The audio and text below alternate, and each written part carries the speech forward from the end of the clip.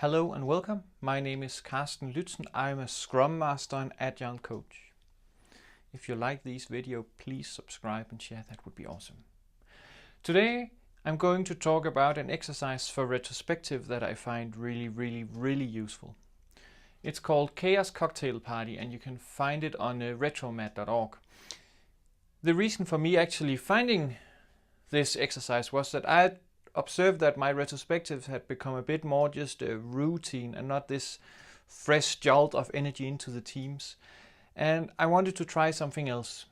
We have been using Positive Retrospective, Starfish, all these classic ones where you write a lot of post-its and then we do dot voting and stuff like that. And that has worked tremendously.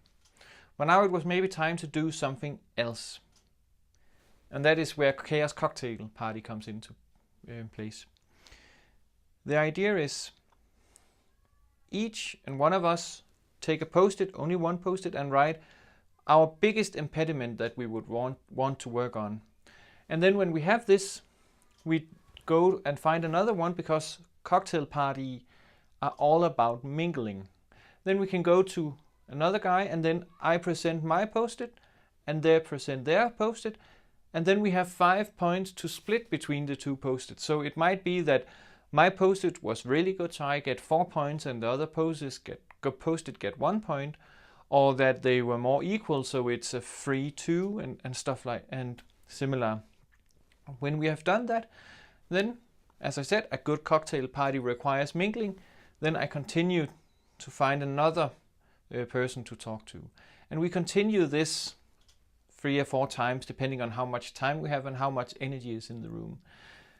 A good idea though is to make sure that we time box these discussions because people can sometimes just wander off in a completely wrong direction, and time boxes can help you. There's also on Retromat mentioned that it might be a good idea to just switch around the initial post-its, and I think that could make sense because some people are really competitive about winning. And if that's the case, then maybe this randomness can help them a bit. When we have then make these rounds, all that is left to do is calculate the scores and then order them according to the scores. And then we can see what were the maybe top 3 and then make outcomes. What is the outcome that we actually want for this focus point? And that's actually it.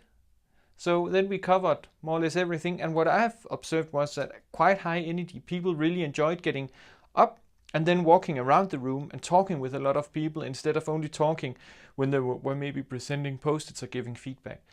So that was super awesome, and I can really recommend you to try this out. I'll of course post a link to this exercise in the description, and I look forward to hear your adaptations of this exercise. And then if you have comments, question, ideas, just let me know.